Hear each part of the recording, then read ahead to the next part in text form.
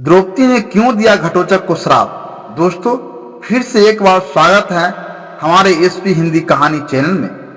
भारत की पुरानी अद्भुत और प्रेरणादायक कहानियों को शुरुआत करते हैं जो न सिर्फ वीरता बल्कि कर्तव्य, मान और क्रोध की सीमाओं पर आधारित है।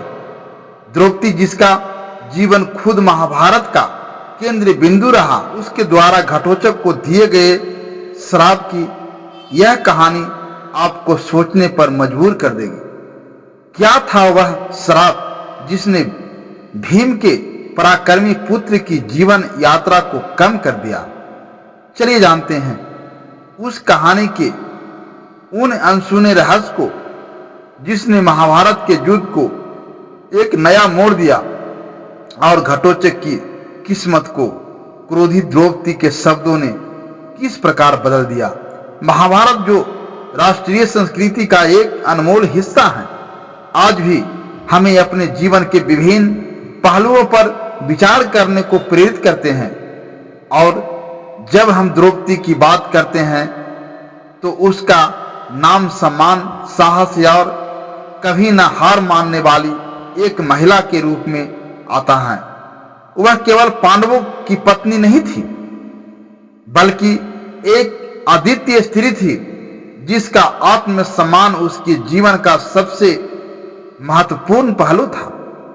लेकिन क्या आपने सोचा है कि एक वीर योद्धा घटोत्कच, जो भीम और हिंडवो का पुत्र था, उसकी कम उम्र में मृत्यु का कारण कौन बना?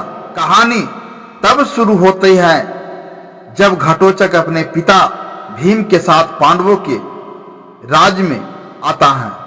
यह कोई सामान्य यात्रा नहीं थी। यह वह क्षण था जब घटोत्कच अपने जीवन की सबसे गहरी गलती करने वाला था। लेकिन इस गलती के पीछे भी एक कारण था। उसकी मां हिडिंबा, जो राक्षसी थी, उसने अपने पुत्र को यह सिखाया था कि वह द्रौपदी का सम्मान न करे। अब यह सोचने वाली बात है कि क्यों एक मां अपने बेटे को ऐसी सलाह देगी।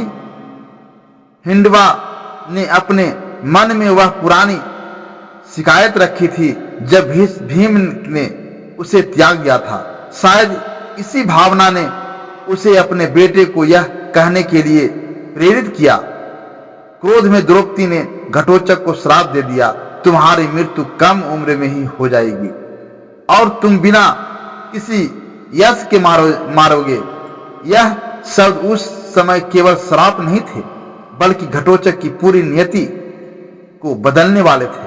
सोचिए वह क्षण कैसा होगा जब एक वीर योद्धा जिसने अनेक युद्ध जीते हो, वह जानता हो कि उसका अंत निश्चित है और वह भी बिना पूरी वीरता दिखाए। शायद घटोत्कच ने उस समय इस श्राप की गंभीरता को नहीं समझा, लेकिन महाभारत के युद्ध के दौरान जब वह अपने पिता भीम और अन्य पांडवों की सहायता करने के लिए कौरवों के खिलाफ लड़ रहा था, उसे उस श्राप की सच्चाई का एहसास हुआ।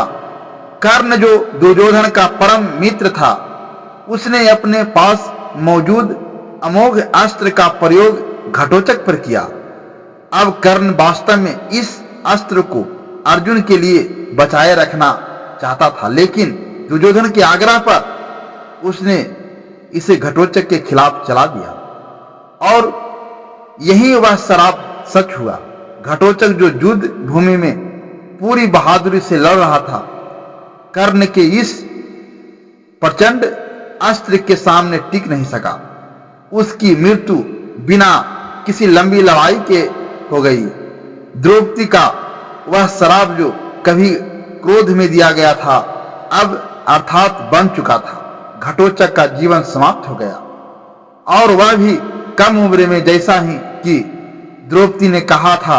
यह कहानी हमें यह सिखाती है कि शब्दों की शक्ति कितनी अद्भुत और खतरनाक हो सकती है। चाहे वह श्राप हो या आशीर्वाद, जो शब्द क्रोध या अहंकार में कहे जाते हैं, वे हमारे जीवन की दिशा बदल सकते हैं। द्रौपदी ने जो किया वह उसके अपमान के लिए एक स्वाभाविक की प्रतिक्रिया थी, लेकिन इसका असर कितना गहरा था यह कोई नहीं समझ सकता था। महाभारत हमें बार बार सिखाता है कि जीवन में क्रोध और अहंकार से बचना चाहिए, क्योंकि वे न केवल दूसरों का नुकसान करते हैं बल्कि हमारे खुद के जीवन पर भी गहरे छाप छोड़ सकते हैं।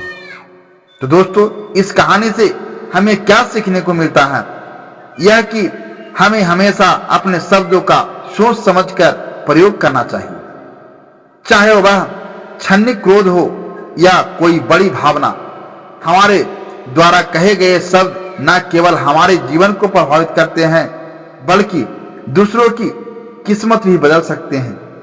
दोस्तों, अगर यह कहानी आपको अच्छा लगा हो तो हमारे वीडियो को लाइक शेयर अवश्य करें। धन्यवाद।